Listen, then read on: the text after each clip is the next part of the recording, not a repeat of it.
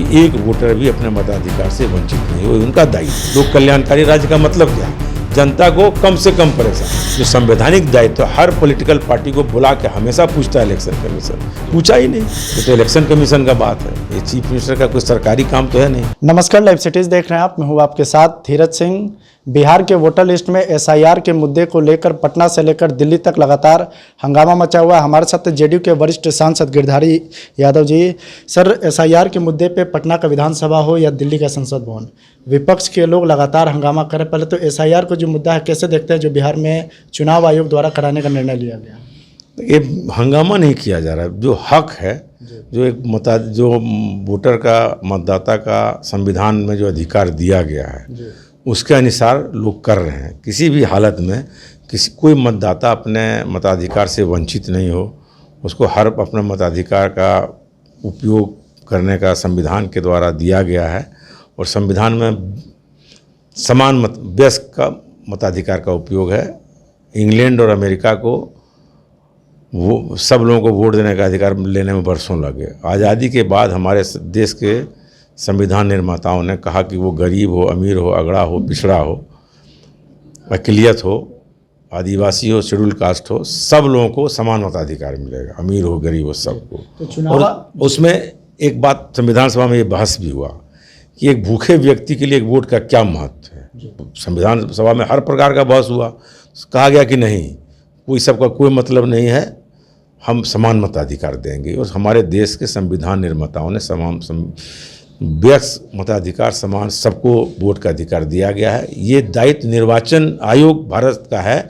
वो निष्पक्ष और संवैधानिक संस्था है कि उसकी दायित्व है कि एक वोटर भी अपने मताधिकार से वंचित नहीं हो, उनका दायित्व है। हमारा दायित्व नहीं है, वोटर का दायित्व नहीं है।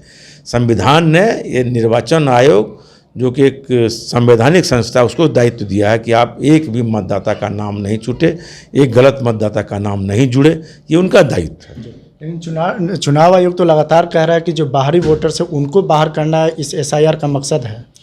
बाहरी वोटर को बाहर करने का मतलब नहीं और यहाँ के बाहर नहीं। जब पिछले लोकसभा चुनाव में बाहरी वोटर नहीं था, अब भी बाहरी वोटर हो गया। इसीलिए यदि बाहरी करना है बाहरी वोटर को, हम नहीं कहते हैं बाहरी वोटर को अब शामिल कर लीजिए, लेकिन उसके लिए समय होता है। 6 महीना का समय दीजिए। 1 महीना में जो बिहार की जनता है अभी किसानी के काम में लगा हुआ है, खेती का समय है, रोपनी का समय है, वो क्या कहते हैं आपको, हमारे जो धान का बीज डालने का समय है, फिर उस खाड़ के रोपने का समय, इतना समय लगता है।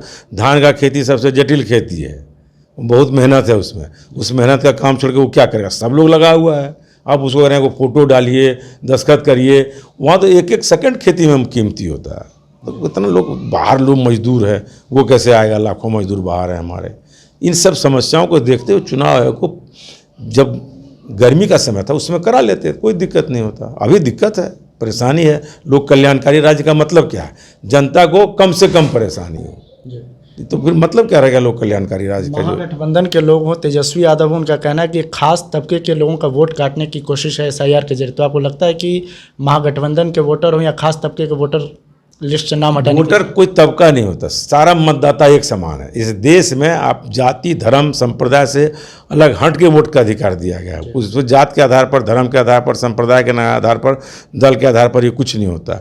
जो सही मांग है, जो जायज़ है, इलेक्शन कमीशन को सबका बात सुनना चाहिए। और इलेक्शन कमीशन को इतने बड़े निर्णय लेने के पहले जो संवैधानिक दायित्व हर पॉलिटिकल पार्टी को बुला के हमेशा पूछता है इलेक्शन कमीशन, पूछा ही नहीं। सब अपना राय देता, उसमें कौन पार्टी क्या कह रही है, तब ने बात होता कि आपका बहुमत पार्टियां क्या कह रही है, पूरी राजनीतिक पार्टियां। जी, आप जेडीयू के सांसद हैं, आप चाहेंगे कि निर्वाचन पदाधिकारी से आप मिले, जाकर इस मामले को लेकर उठाए वहां पर जो एसआईआर करवाया जा रहा है? निर्वाचन पदाधिकारी को अधिकार है इसमें क्या? ये तो इलेक्शन कमीशन का फरमान जो जारी होगा उसको वहाँ लागू करना है, उसमें उसका कुछ तो है नहीं। निर्वाचन अधिकारी या जो हमारे कलेक्टर हैं उसको सीधे जो यहाँ से फरमान जाएगा उसको लागू करना है। जी, तो पार्टी की बैठक में आप इस मुद्दा को उठाएंगे कि आप लोग को एकजुट होना चाहिए इस मैटर में? पार्टी की बैठक हुई नहीं है। पार्टी की बैठक होगी तो निश्चित तौर पर हम रखेंगे अपनी बात को। वैसे हमारा व्यक्तिगत विचार है, एमपी होने के नाते से 543 लोगों में से हम भी इस देश के एक लोकसभा सांसद हैं और हम चौथी बार सांसद हैं। हम चाहते हैं कि अपना बात, जो जनता का दुख दर्द है, उसको रखना चाहिए पार्टी से हट के भी।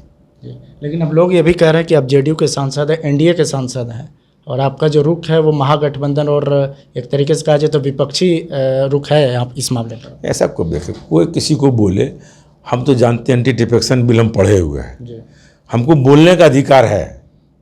जब वोटिंग पड़ेगा लोकसभा में तो हमको व्हिप के अनुसार वोट डालना, उसके पहले हम स्वतंत्र हैं। ऐसा कोई बात नहीं कि कोई एमपी जो पार्टी कहेगा वही करे, हम अपना विचार नहीं रख सकते, ऐसा बात नहीं है। हम अपना विचार रखने के लिए स्वतंत्र हैं और हमको सिर्फ वोट के समय हमको अपने दल के व्हिप का पालन करना, उसके पहले हम लोकसभा के सांसद की हैसियत से स्वतंत्र विचार भी रख सकते हैं। चुनाव आयोग को मतलब पुनर्विचार करना चाहिए इस फैसले पर। एकदम करना चाहिए। चुनाव आयोग को ये ये संवैधानिक संस्था है, इनको ये कोई मुद्दा नहीं बनाना चाहिए। जो जनता के हित में जो बात हो उस बात को उस चुनाव आयोग को करना ही चाहिए। आखिर में एक सवाल है कि मुख्यमंत्री नीतीश कुमार आपके पार्टी के राष्ट्रीय अध्यक्ष भी हैं, आप चाहेंगे कि उनसे मुलाकात कर इस मैटर को उठाया जाए, चूँकि आपके क्षेत्र में भी कई वोटर होंगे जो वोट देने से वंचित हो जाएंगे इस फैसले के बाद। पार्टी का मीटिंग होगा तो हम बोलेंगे, मुख्यमंत्री से अभी नहीं पार्टी का मीटिंग होगा तो बोलेंगे। वो हम व्यक्तिगत, ये तो जनता का हित का बात है, उसमें मुख्यमंत्री जी क्या करेंगे? ये तो इलेक्शन कमीशन का बात है, ये चीफ मिनिस्टर का कोई सरकारी काम तो है नहीं, ये तो इलेक्शन कमीशन का बात है। एमपी की हैसियत से हम इलेक्शन कमीशन से अपील कर रहे हैं, ये हमारा दायित्व अधिकार भी है। बहुत बहुत धन्यवाद। ये जेडीयू के वरिष्ठ सांसद गिरधारी यादव जी। दिल्ली से लाइव सिटीज़ के लिए मैं धीरज सिंह।